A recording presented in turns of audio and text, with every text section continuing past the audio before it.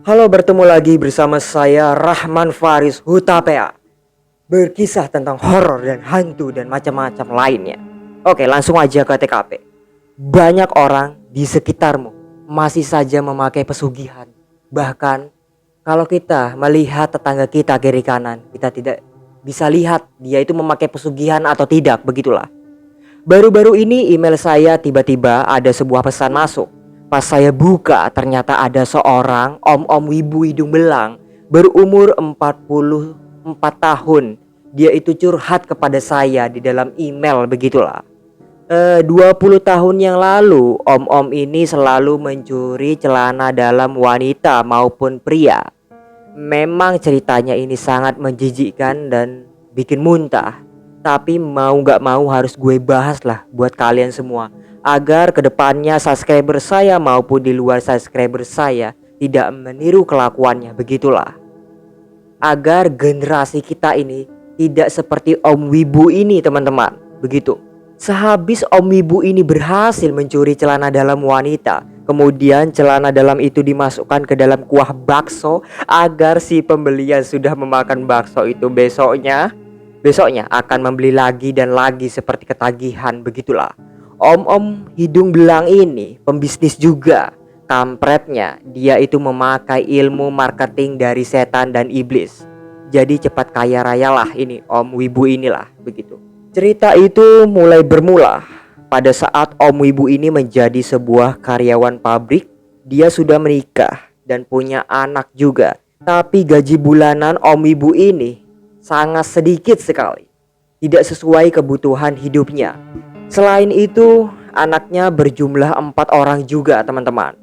Sudah mulai mulai masuk SD, SMP dan TK begitu.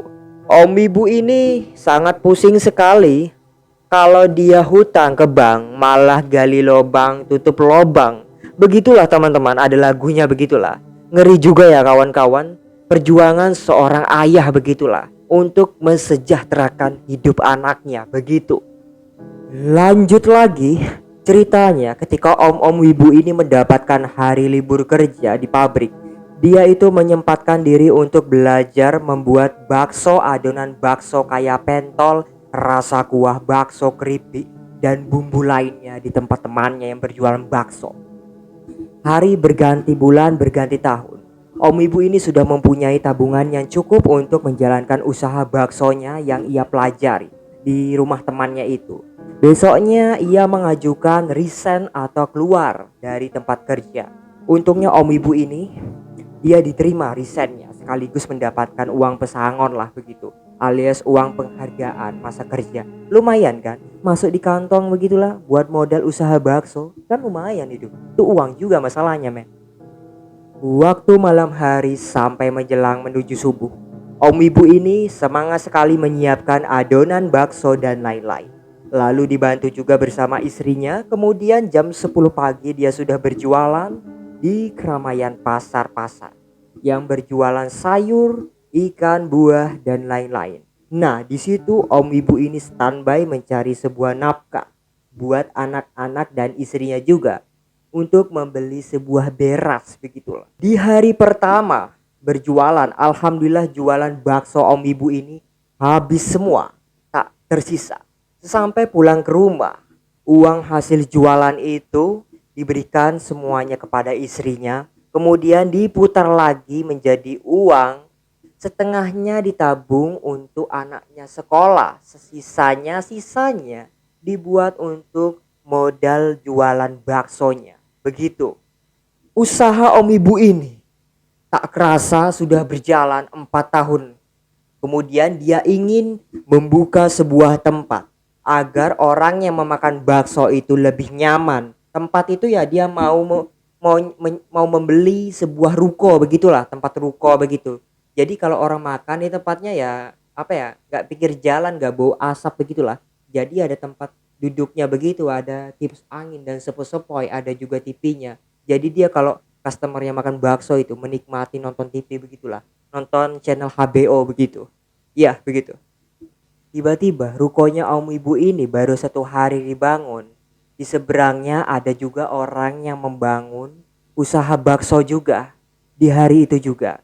Nah, di sana kebanyakan orang membeli bakso itu di lapak seberangnya. Sedangkan bakso Om Ibu ini sehari hanya 12 pelanggan yang masuk. Itu pun berlanjut sampai 5 bulanan. Jualannya tetap sepi sekali, sepi pelanggan. Gak ada kenaikan omset begitu. Di sana Om Ibu ini sangat bingung sekali, anaknya juga bentar lagi sekolah TK, SD dan SMA begitu. Terpaksa tak ada jalan lagi, modal usaha juga benar-benar habis sekali, sisa sedikit sekali. Om Ibu ini pergi ke sebuah dukun untuk meminta agar usahanya lancar begitu. Tapi Mbah Dukun bilang syaratnya jika ingin jualanmu laris kamu harus mencari atau mencuri celana dalam pria maupun wanita yang masih muda di jemurannya di rumahnya begitu, kamu colong lah begitu. Sehabis berhasil dicuri, celana dalam itu kamu rendam dengan kuah baksomu. Biarkan saja terendam itu sempaknya itu di dalam kuah bakso meresap. Biarkan saja di dalam situ. Nanti pas kamu berhasil merendam itu, aroma masakan baksomu akan menyengat sampai ke jalanan atau orang-orang sekitar yang lagi apa ya duduk-duduk santai di pinggir jalan. Kemudian tiba-tiba matanya terfokus kepada jualanmu begitu. Begitulah. Daripada yang lain melihat jualan bakso yang rame itu begitu, malah lari ke bakso Om Wibu ini.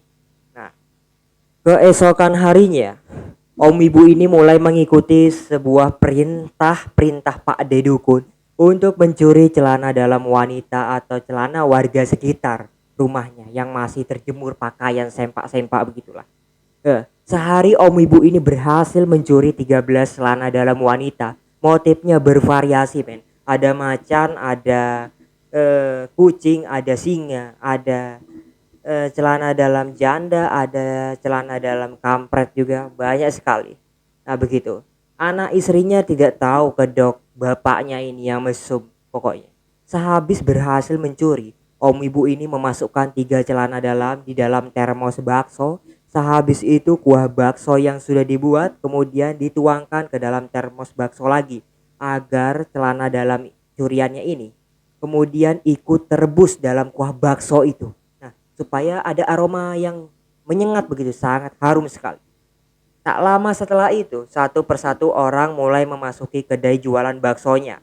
Pesan satu bang, nggak pakai lombok, nggak pakai sambal dan lain-lain lah pokoknya. Kemudian pesan 5 bang, begitu, pesan 5 bang, pesan 8 begitu.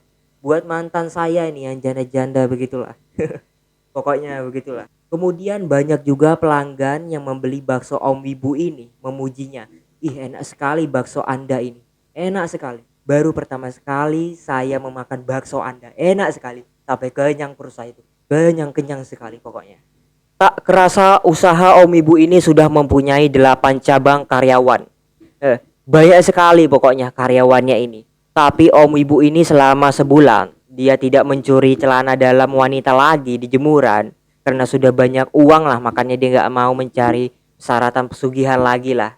Dia lupakan itu. Nah, di sana dia tak menciduk celana dalam wanita lagi atau pria. Nah, tiba-tiba tangannya itu mulai bernanah dan mulai membusuk lah begitu. Lebih parahnya kalau dia BAB tiba-tiba keluar cacing 8 cm sebanyak 20 ekor ketika dia berak begitu. Dikabarkan tubuh Om Ibu ini semakin parah, tangannya juga mulai membusuk sekali. Parah sekali, terpaksa istrinya melarikan ke rumah sakit agar suaminya ini bisa diatasi dengan cepat oleh si dokter. Karena suaminya ini sudah koma teman-teman, alias pingsan sudah itu.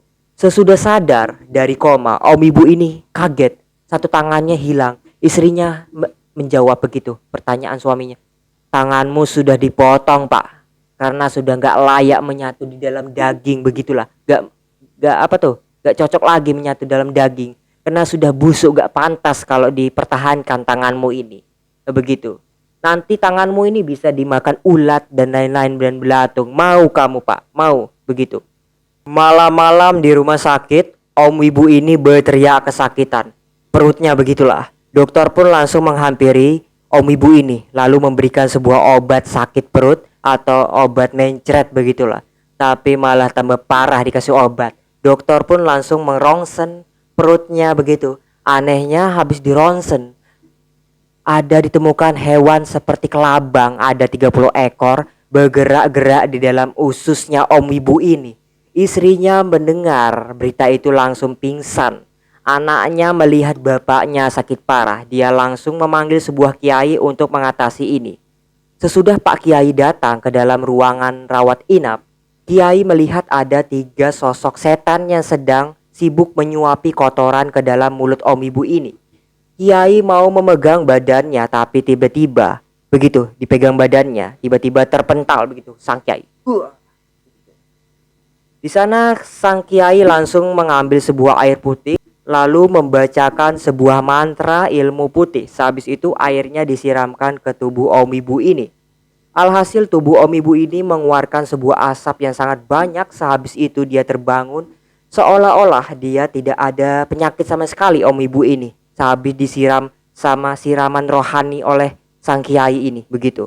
Tapi sayang sekali tangannya Om Ibu ini sudah tidak ada teman-teman begitu loh.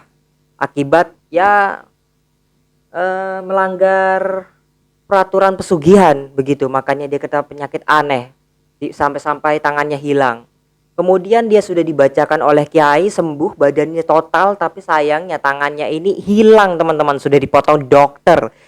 Kacau sekali istrinya nih yang suruh rumah sakit, hilang tangan suaminya ini. Pak Kiai ini langsung bertanya, kenapa kok kamu bisa begini?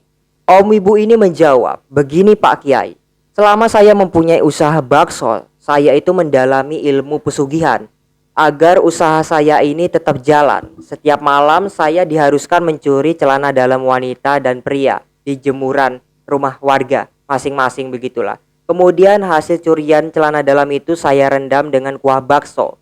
Nah, agar usaha saya ini bisa laris manis begitu, Pak Kiai.